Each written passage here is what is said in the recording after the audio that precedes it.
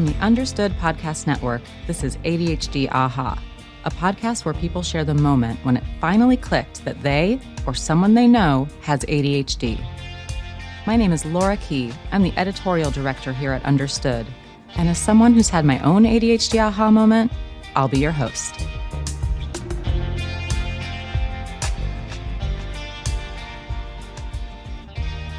I'm here today with Dr. Roberto Olivardia. Dr. Olivardia is a clinical psychologist who's based in Massachusetts. He's also an Understood expert and the host of Season 2 of the Understood Explains podcast, which is all about ADHD diagnosis in adults. If his voice sounds familiar to you, that's because he was a guest on a recent episode of our show, and we're so thrilled to have him here with us today to talk about ADHD and eating disorders. Welcome. Thank you for having me again. My pleasure. It was so much fun to talk with you about your personal story. We're going to talk about something that will be probably difficult for some listeners to hear, but is also important to share information about. Before we talk about ADHD and eating disorders, I want to get started by asking if someone is struggling with an eating disorder or someone they know is struggling with an eating disorder, where do you recommend they turn to? What should they do? So definitely to seek professional help, because eating disorders are obviously, it's a psychiatric and psychological illness, but it's also a medical condition in that it affects your body in a lot of physical ways and a lot of mental ways. And it's the type of condition that can be very, very difficult for somebody to navigate without professional help. And the sad statistics are that only about 10% of women who have eating disorders get help for them and get treatment for them. And for men, it's even far less. So it is vastly undertreated.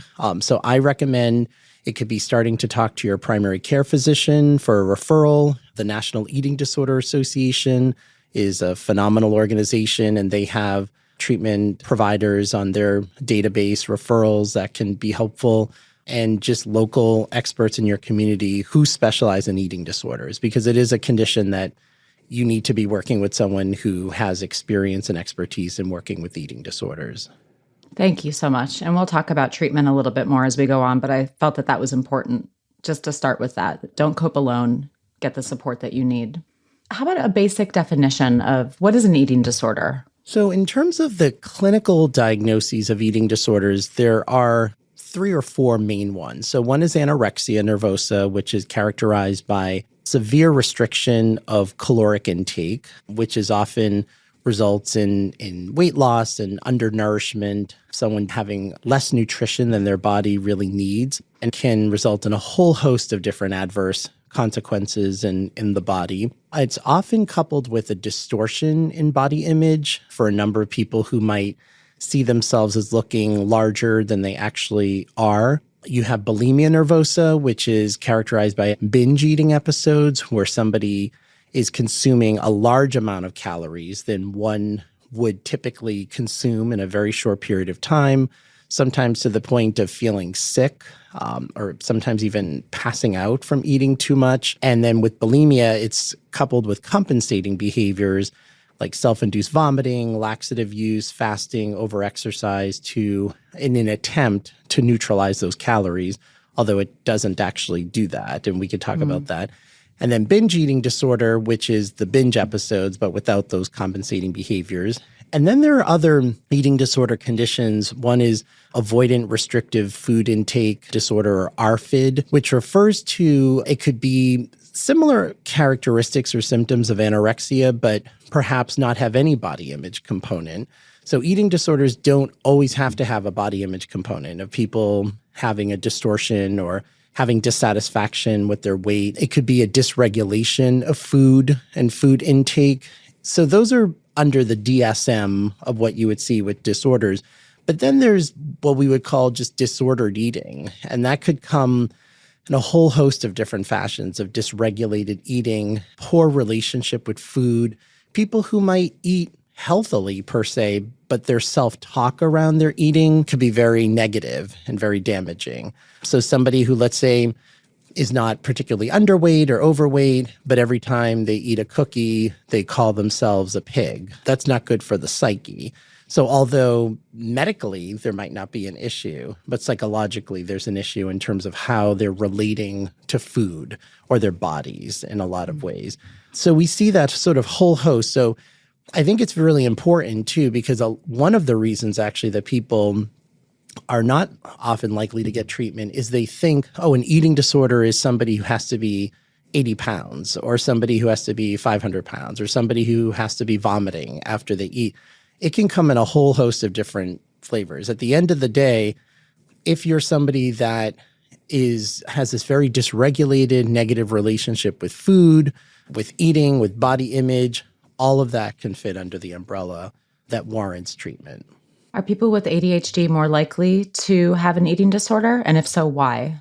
I always start off by, it's so important to understand how ADHD affects every life domain. So when we think about the core of ADHD in terms of executive functioning issues of impulsivity, that the things actually that we do every day are kind of the things that are most likely to be impacted by ADHD. So we did an episode previously about sleep and ADHD. People with ADHD often have issues with sleep. Eating is another one. There is a higher prevalence now, particularly for binge eating disorder and bulimia nervosa and ARFID, that category of this sort of dysregulated relationship. Less so with anorexia. We don't see a strong correlation of anorexia and ADHD. We often will find that the comorbidity of anorexia is more likely in people with OCD, with obsessive compulsive disorder. Having said that, I have worked with patients with ADHD and anorexia, but primarily it would be more what we call the more impulsive eating disorders like bulimia, binge eating disorder, or this ARFID category that might rely on people with ADHD who are either drawn to or defensive to certain tastes and textures. So why is it that people with ADHD, well, studies show that we know with the ADHD brain that there's a dopamine deficit, basically, and dopamine being the neurochemical that's implicated in reward. And food can be a very stimulating, highly rewarding mechanism to an ADHD brain. And mind you, when people binge eat, when people impulsively eat, they're not doing it with kale and carrots. Most of the time, the foods that people with ADHD are drawn, and people with eating disorders in general are drawn to, are high sugar, high simple carb type foods. That is particularly rewarding for an ADHD brain.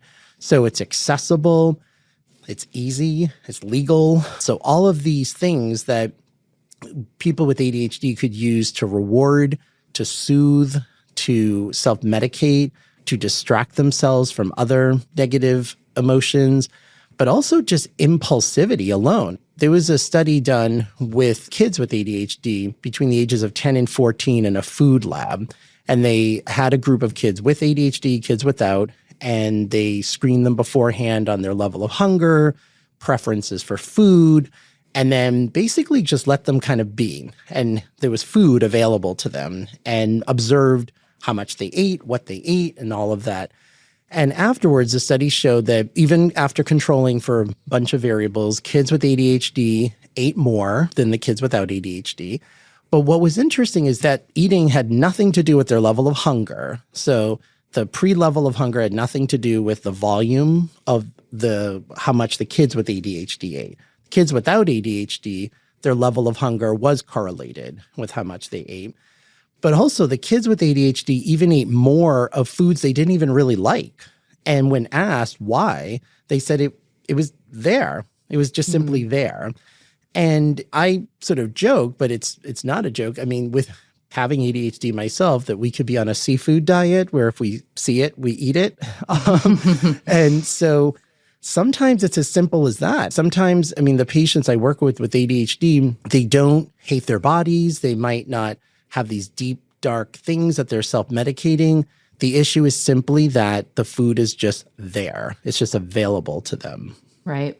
I remember when I interviewed you about your own personal story and you mentioned the Chuck E. Cheese incident when you were baffled as to how, was it your friend or a relative was able to just say, I'm not hungry anymore. I'm not going to have that other piece of pizza.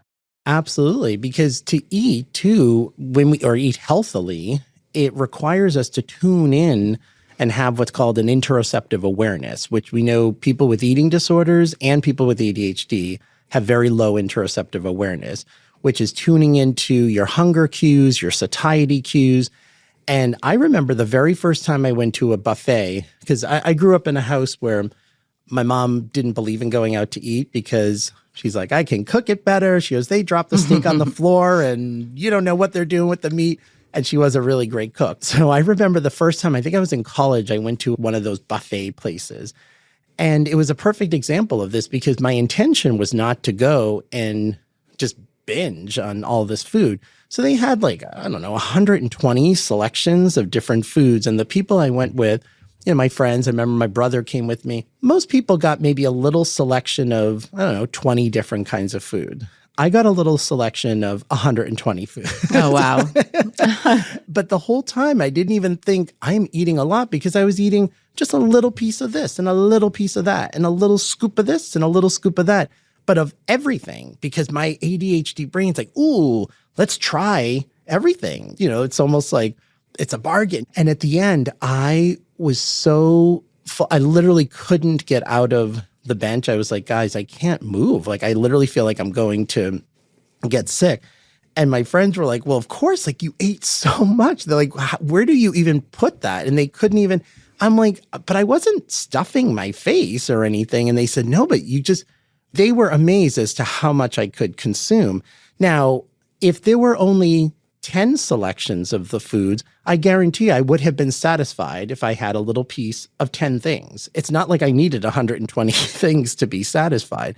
But that's the thing with ADHD, we're so externally focused that those external cues inform the internal as opposed to the other way around.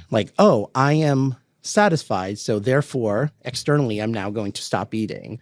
We have to train ourselves, in a sense, to do that.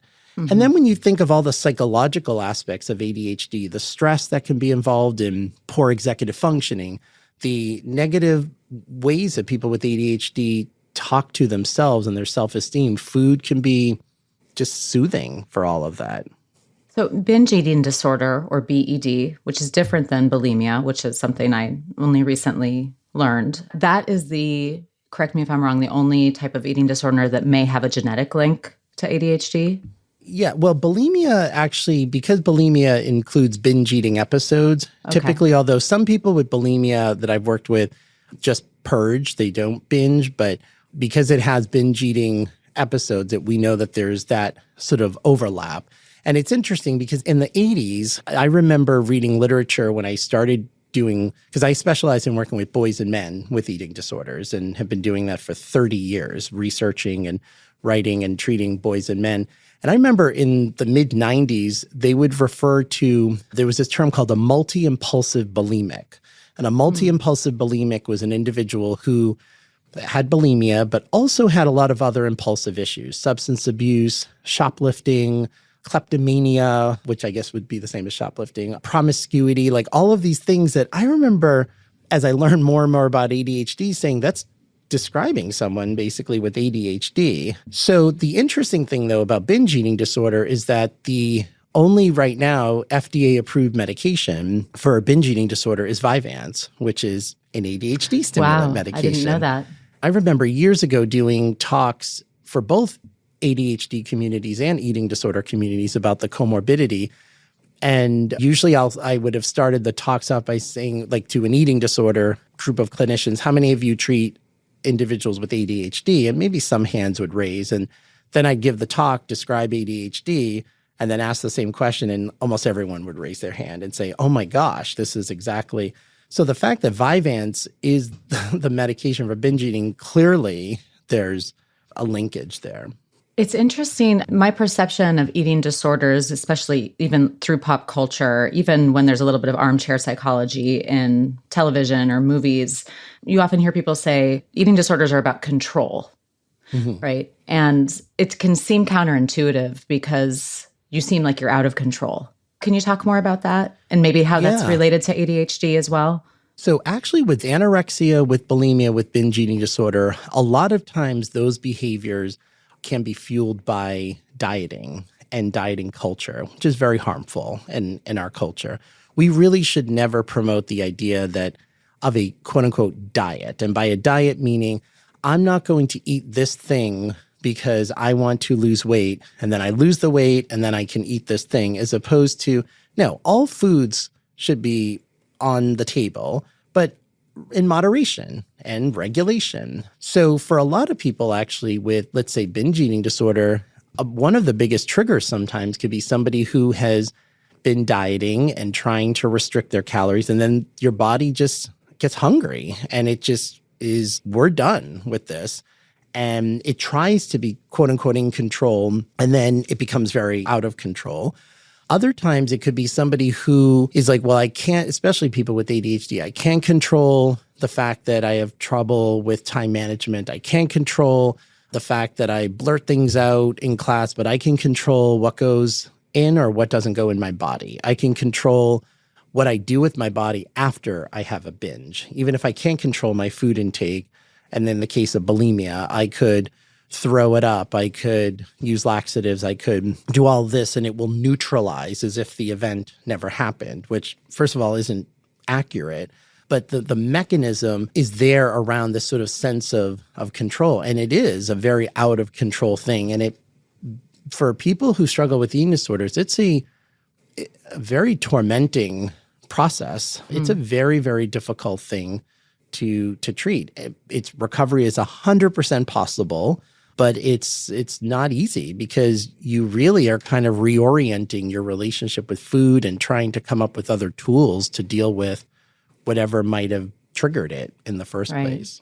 And I can imagine how difficult that must be, in particular for someone with ADHD who, for example, maybe was constantly told when they were growing up that they were bad because they were struggling with behavior, right? And then this tendency, I imagine, to say, well, that's a bad food, or I'm bad because I ate that cookie. That must make it so much more difficult. Oh, absolutely. I mean, so much of this is also just looking culturally from a larger landscape of how we think about and talk about food. This idea of, oh, I'm bad, I had 2 cookies. Well, you're not bad. You had 2 cookies. Period. That doesn't make you good or bad. It doesn't make you a better person or more worthy of love if you had salad today. Maybe you made a healthier choice. That's an accurate statement. I made a healthier choice today.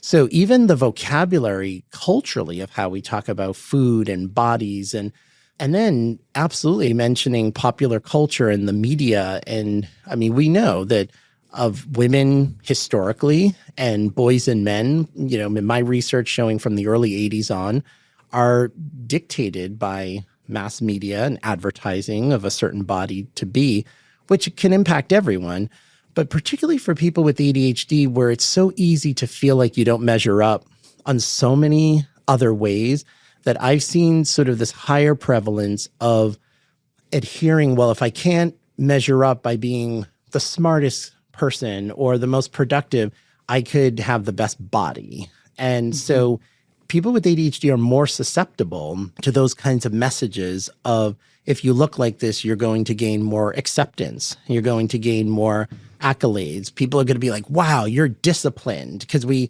associate diet behavior with discipline and willpower, and words that people with ADHD have heard about other things. If you had the right discipline, you'll get that schoolwork done. And you have the right willpower, you'll just stop eating or drinking or whatnot. And it's not about those things. It's about recognizing the wiring that we have and how we just have to work at it a little bit differently.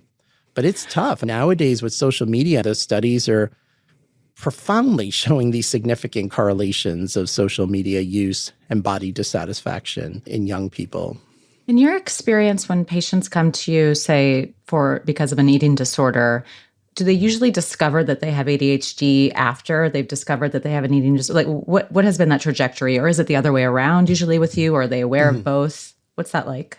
So usually one of 2 things are the most common. One is people who may know they have ADHD and they know they have an eating disorder, but never connected the two or thought there was a relationship between them. And that is why I love that we're having this discussion, because people will hear this. And when I get emails from people around the world that say, oh my gosh, I know my provider never mentioned this. I never understood why I couldn't even get a handle on the treatment of even people who are in treatment for an eating disorder But if the ADHD piece is missed, or if it's not understood through that lens, it's not going to gel in the same way. Or the second scenario is, and this is particularly true for adults who I see for an eating disorder, and then it turns out that they have ADHD, and they're like, oh my gosh, this makes sense. And this is a common scenario where I'll do consultations or meet with someone who, let's say, has an eating disorder, but then has a history of alcoholism and a history of gambling addiction and a history of sexual addiction. And it's just like the eating and the binge eating is almost just the next step, the next addiction in a sense. And when we understand it through that lens, people often feel just validated, because for them, before that, they're like, I literally am so weak-willed that I have this problem and that addiction and that. And when they realize, oh, wait, this is all coming from the same place, if we sort of the root of this kind of ADHD wiring, and therefore the benefit of once we identify it, now we can treat it. And this is where with ADHD and eating disorders in particular, like stimulant medication, which has been very contraindicated in the eating disorder community for years, because you'll sometimes see individuals who abuse it because it can have an appetite suppression effect. But studies show for patients with ADHD and bulimia, and of course now we know with binge eating disorder, seeing that Vyvanse is FDA approved, studies show that stimulant treatment actually results in better treatment overall and less relapse of their eating disorder. But you specialize in eating disorders and ADHD, and in particular, you specialize in eating disorders in men and boys. Yes. Is there any sort of unique connection to ADHD there that you can speak to? I guess a lot of the same things. I mean, I see definitely the prevalence of ADHD in a lot of the boys and men that I work with, and sort of impulse control issues and self-esteem, body image, the need to fit in. It's almost like the themes that you would see with lots of people with body image issues and eating disorders. It's just it's more heightened, for people with ADHD, because they often don't feel like they fit in or don't fit in because of their neurodiverse condition. So that's something that luckily, I've been seeing just more awareness, and people who are getting males that I treat who are getting treatment earlier, and it's being identified more. But when I started, I remember the first study I did was literally 30 years ago, and it was college students who had not been in treatment for eating disorders. And I did it as a thesis in college, and my thesis committee said, this is a great idea, but you might need a plan B, because you might not have a lot of guys responding. We don't know how many guys are out there that are willing to talk to you about this. So I put an ad in, I'm in the Boston area. We have 1 million colleges around here. And I remember coming home on the day that the ads were released, and my answering machine tape was full of messages from guys saying, I can't believe someone's studying this. I thought I was the only one. Sign me up. I want to just talk to somebody. And these men some of them had very, very serious eating disorders. Like life-threatening parts of where they were in their life. And then, of course, I gave them treatment referrals, but they're out there. And in 2000, I co-wrote a book called The Adonis Complex, which talks about all different kinds of eating disorders, body image issues that affect boys and men. And I remember when that came out, and then there was just more awareness that now we see that more. And it's not, it's still, when I tell people that that's something I specialize in, they're like, really? That many boys and men? But that's less so than what would happen, years ago. But I definitely see the ADHD, as well as just with learning differences as well, that sense of, if I feel I failed in this area, then I'm going to fuel everything in to try to succeed in getting the best body. Is there anything else you want to share about treatment and coping with eating disorders with or without ADHD? Just that, recovery is possible, is probably the first most important thing that I want people to know. And it does require work, and most often an interdisciplinary team of a therapist, a nutritionist, family support. And it's something that can be hard. And to know, though, that when people are free of that kind of very negative relationship, you can still enjoy food and you can enjoy all of those things. It's just sort of in a more regulated fashion. And with ADHD in particular, is to know when people can work through that, it does generalize to other things that, when you sort of learn those skills of regulation in one area of your life, it does help with learning those kind of skills of regulation in other areas. But when ADHD is present, is like anything else, you always have to be treating the ADHD with the eating disorder. It can't be, we'll treat that after, because untreated ADHD will undermine the treatment of an eating disorder. So you always have to be treating it alongside.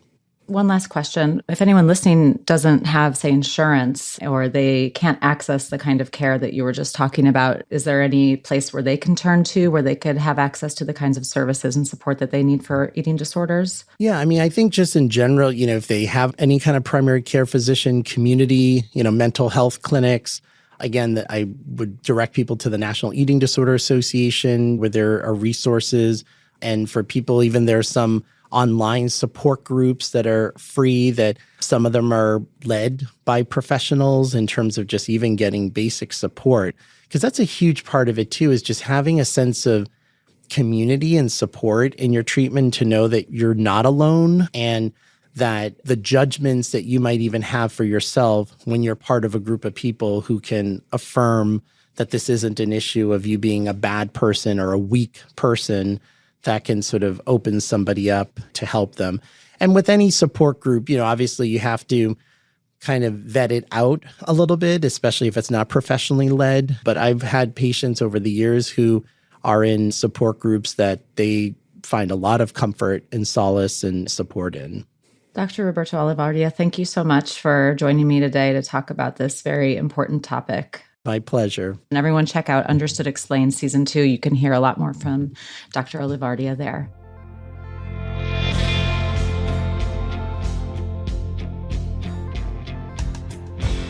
You've been listening to ADHD Aha from the Understood Podcast Network. If you want to share your own aha moment, email us at adhdaha@understood.org. I'd love to hear from you. If you want to learn more about the topics we covered today, check out the show notes for this episode. We include more resources, as well as links to anything we mentioned in the episode. Understood is a nonprofit organization dedicated to helping people who learn and think differently discover their potential and thrive. We have no affiliation with pharmaceutical companies. Learn more at understood.org/mission. ADHD Aha is produced by Jessamine Molly. Say hi, Jessamine. Hi, everyone. Brianna Berry is our production director. Our theme music was written by Justin D. Wright, who also mixes the show.